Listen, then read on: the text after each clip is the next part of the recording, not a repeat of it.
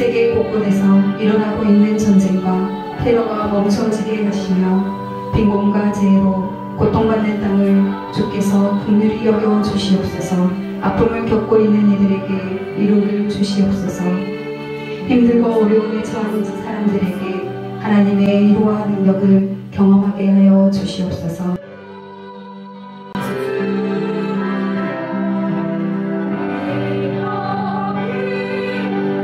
하나님께서 우리에게 주신 말씀은 마태복음 5장 1절부터 8절까지의 말씀입니다. 오늘 하나님께서 우리에게 귀한 말씀 주신 줄 믿습니다. 오늘 말씀에서 예수님은 다섯 번째 복으로 긍휼히 여긴 자는 복이 있다 하셨습니다. 그리스도인은 다른 사람에 대해 긍휼히 여기는 마음을 갖습니다. 다른 사람을 긍휼히 여긴다는 것은 더 이상 자신 안에 머물지 않게 되는 바랍니다. 자기 중심성에서 벗어나 이웃에게로 우리의 마음이 향합니다. 왜냐하면 긍휼은 자신을 긍휼히 여기는 것이 아니라 자기 밖의 사람을 긍휼히 여기는 것이기 때문입니다. 사람 안에 있는 죄는 지독한 자기 사랑이 있습니다. 디모데후서 3장을 보면 말세에 사람들이 자기를 사랑한다고 했습니다. 다른 사람에 대해서는 무정하고 사납게 대한다고 했습니다. 죄란 자기만 위하고 다른 사람에 대한 어떤 애정도 호의도 없게 만듭니다. 우리 사회는 점점 각박하고 냉랭한 사회가 되고 있습니다. 길가에 사람이 쓰러져도 모른 척하고 그냥 지나갑니다. 괜히 다른 사람을 돕다가 오히려 성가시름이 생길 수 있다고 생각합니다. 사람들의 마음이 점점 각박해지고 자기중심적으로 살아갑니다. 자기와 생각이 같은 사람들끼리 그룹을 만들고 자기와 다른 생각을 가진 사람을 공격하고 대적합니다. 왜 그럴까요? 이것이 전쟁 때와 같은 이 살벌한 세상에서 살아남을 수 있는 방식이라고 여기기 때문입니다. 세상은 긍휼이 없는 세상이 되고 있습니다. 학교에서도 교육이 경쟁입니다. 여주고 나설자라는 신고로 살벌하게 살아야 할 것 같습니다.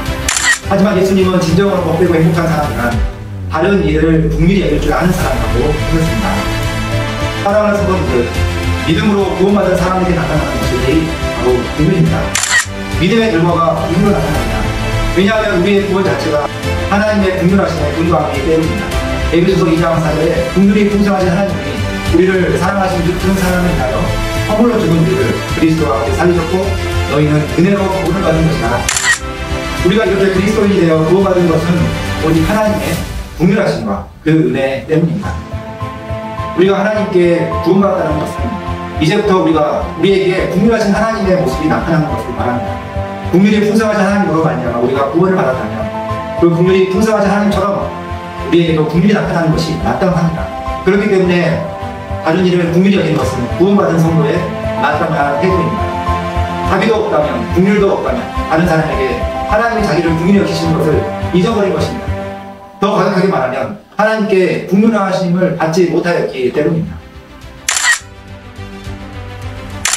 현실 교회에서는 어려움과 분쟁이 있는 교회가 많습니다. 이권 때문에 여러 가지 문제로 갈등과 분쟁이 생기면 긍휼은 붙이고 옳고 그름한 자기식으로 따집니다. 그러면서 사는 것이 결국은 법입니다. 법대로 하자고 합니다. 너의 총회 정식으로 올라가서 법적 판단을 받습니다. 그런데 더 이상한 것은